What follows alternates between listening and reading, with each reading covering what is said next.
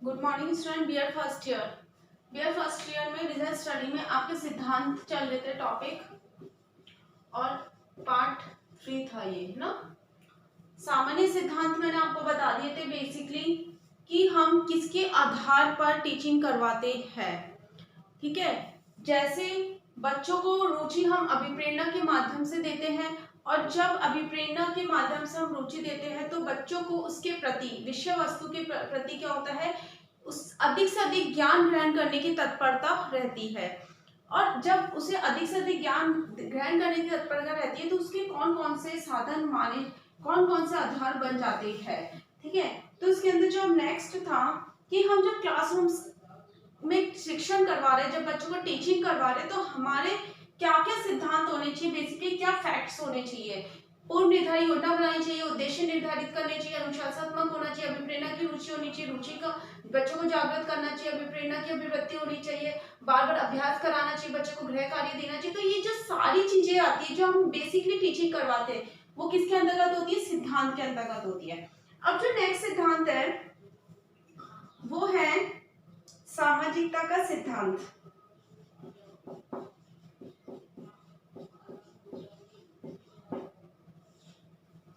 सामाजिकता का सिद्धांत, सामाजिकता का सिद्धांत, सामाजिकता का सिद्धांत, इसका जो एक मूल मंत्र है वो क्या है, समायोजन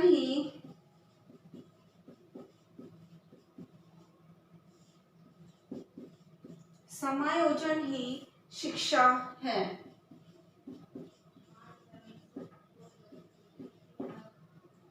समायोजन ही शिक्षा है। इसका मतलब क्या है, शिक्षा के माध्यम से हम क्या करते हैं, समाज के लिए, सामाजिक मतलब हम शिक्षा के माध्यम से बच्चों को सामाजिक क्षेत्रों में समायोजित हेतु तैयार किया जाता है।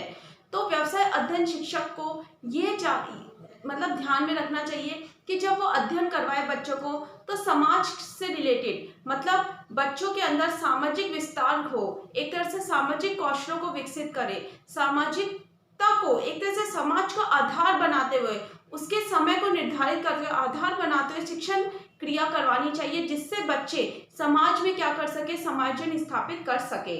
मतलब बच्चों को, क्योंकि आपको पता है जो पाठशाला है, पाठशाला एक समाज का लघु रूप है, और समाज और व्यक्ति क्या है, समाज का आधार है। मतलब पाठशाला एक समाज का लघु रूप है और समाज के अंदर व्यक्ति रहते हैं, और व्यक्ति के माध्यम से क्या किया जाता है, व्यक्ति के माध्यम से समाज के अंदर समायोजन स्थापित किया जाता है। मतलब बच्चे क्या करते हैं, जो व्यक्ति होता है वो समाज में समायोजन स्थापित करने के लिए तत्पर रहता है। मतलब बच्चों को समाज में किस तरह के रीति रिवाजों को अपनाना चाहिए, नियमों को पालन करनी चाहिए, मतलब समाज से रिलेटेड जो भी बातें हैं वो हमें बच्चों को सिखाई जानी चाहिए। तो हमारे व्यवसाय अध्ययन में समाज, जो व्यवसाय अध्ययन का विषय उसको समाज से भी जोड़कर बच्चों को पढ़ाना चाहिए। जैसे एक एग्जाम्पल है मांग और पूर्ति।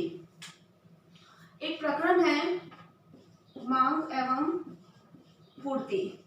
अब आप देखते हो मांग एवं पूर्ति में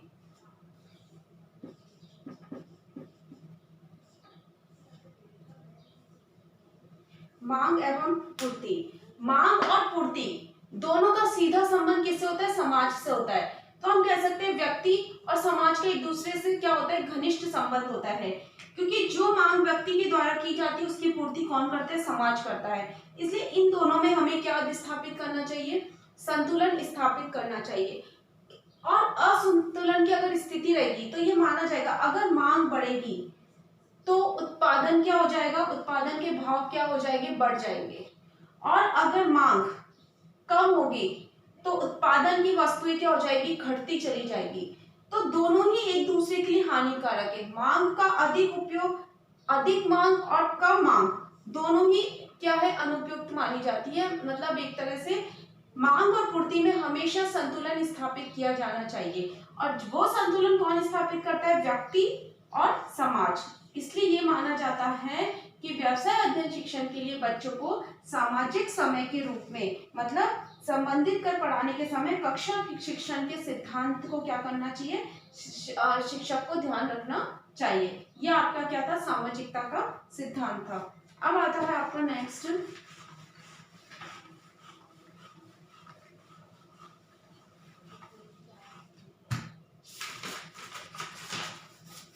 नियोजन का सिद्धांत।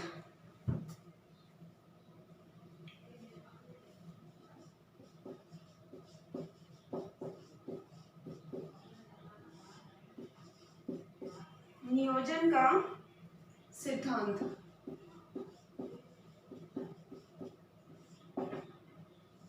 देखो, कक्षा शिक्षण को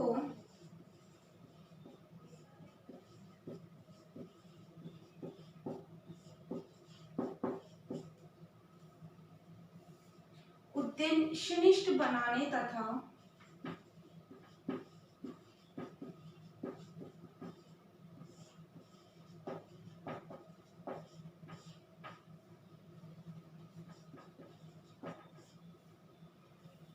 निर्धारित उद्देश्यों की पूर्ति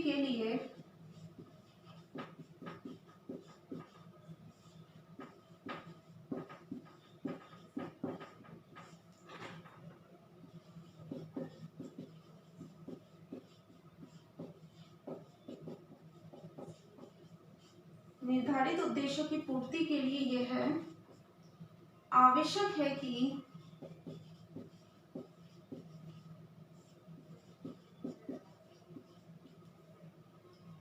व्यापार अध्ययन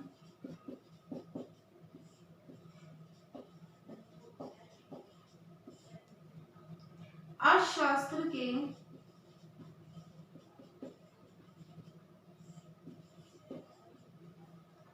संपूर्ण पाठ्यक्रम को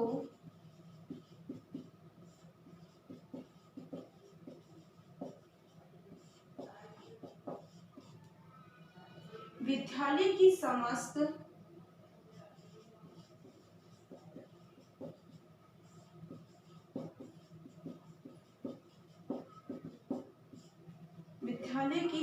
गतिविधियों के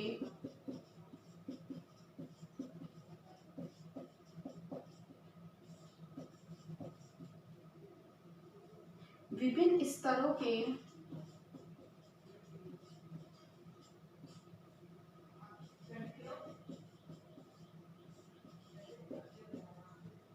स्तरों के अनुरूप नियोजित कर लिया जाए।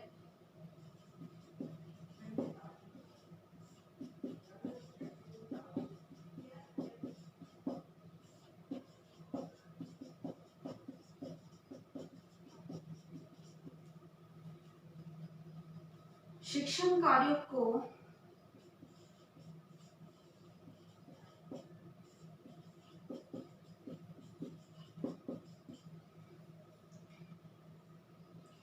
इस प्रकार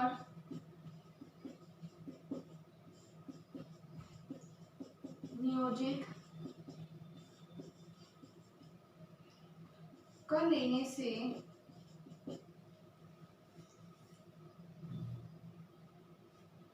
विषय के सभी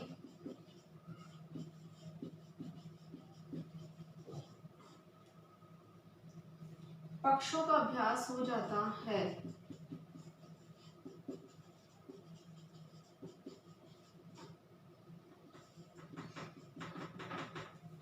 देखो, नियोजन का सिद्धांत बोलता है कि शिक्षण को उद्देश्यनिष्ठ बनाने और निर्धारित उद्देश्यों की पूर्ति के लिए यह आवश्यक होता है कि व्यापार अध्ययन व्यवसाय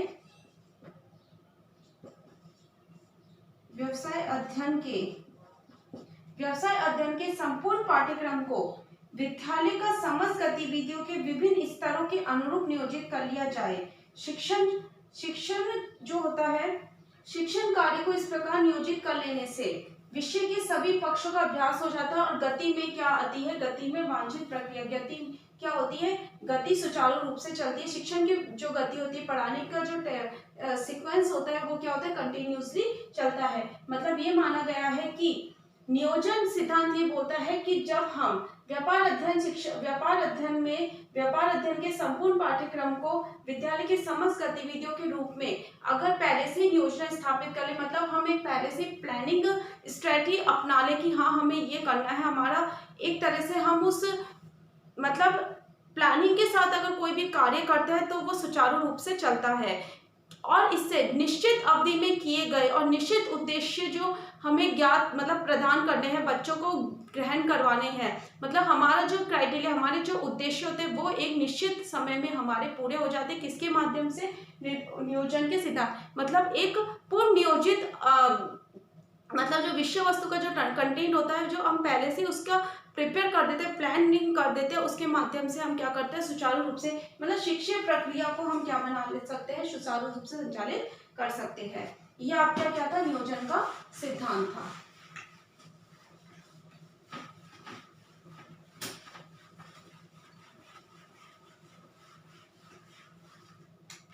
अब आता है नेक्स्ट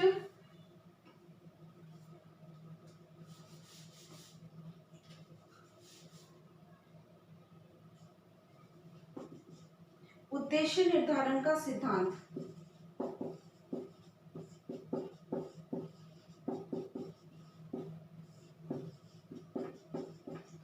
कक्षा में जाने से पूर्व, किसी भी कंटेंट को समझाने से पूर्व जब हम योजना का निर्माण करते हैं तो हमें उसके साथ सबसे पहले उद्देश्यों का निर्माण करना चाहिए कि जो कंटेंट हम पढ़ा रहे हैं वो बच्चों के लिए कितना सफल है, कितना प्रभावी है, और उसके उद्देश्य निर्धारित, मतलब हम उस उद्देश्य को पूरा कर रहे हैं क्या। शिक्षा का उद्देश्य होता है बच्चों को भावी नागरिक के लिए तैयार करना, देश के लिए भावी नागरिक के लिए क्या करना, तैयार करना। अब उसके लिए बच्चों को क्या क्या चीजें सिखानी चाहिए, हमारा एक उद्देश्य होता है, हमारा एक लक्ष्य निर्धारित होता है। हम उद्देश्यों को विभिन्न विषयों के माध्यम से क्या कर सकते हैं, पूरा करते हैं। तो उन विषयों के अंदर ऐसी सभी बातों का समावेश करना चाहिए जिससे क्या हो कि बच्चों के हमारा जो उद्देश्य है वो बच्चों के लिए ऑटोमेटिकली निर्धारित हो जाए। जैसे स्थायी ज्ञान प्राप्त करना, ज्ञान को व्यवहारिक जीवन में लेना, तो इस प्रकार के कई उद्देश्य हैं जो बच्चों के लिए बहुत प्रभावी सिद्ध होते हैं। तो हमें ध्यान रखना चाहिए कि जब हम पाठ योजना को इकाइयों में बांटते हैं तो हर इकाइयों के विशिष्ट उद्देश्य और सामान्य उद्देश्य पहले से निर्धारित कर लेने चाहिए, और उसके माध्यम से उसको आधार बनाते हुए बच्चों को क्या करना चाहिए, शिक्षण प्रक्रिया प्रारंभ करनी चाहिए, समझाना चाहिए। तो इसलिए माना जाता है कि व्यवसाय अध्ययन शिक्षण के लिए सबसे पहले उद्देश्य का निर्धारण करना चाहिए। पाठ योजना के बाद हमें उद्देश्यों का निर्धारण करना सबसे ज्यादा इम्पोर्टेंट होता है। अब इसके बाद जो सिद्धांत है वो मैं आपको नेक्स्ट वीडियो में बताऊंगी। आज है आपका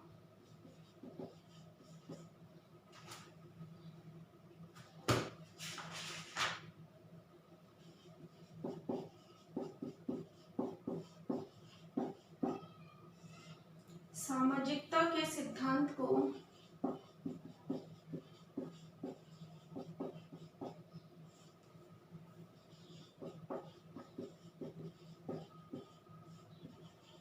स्पष्ट कीजिए। सामाजिकता के सिद्धांत को स्पष्ट कीजिए। घर पे रहिए, सुरक्षित रहिए। Thank you.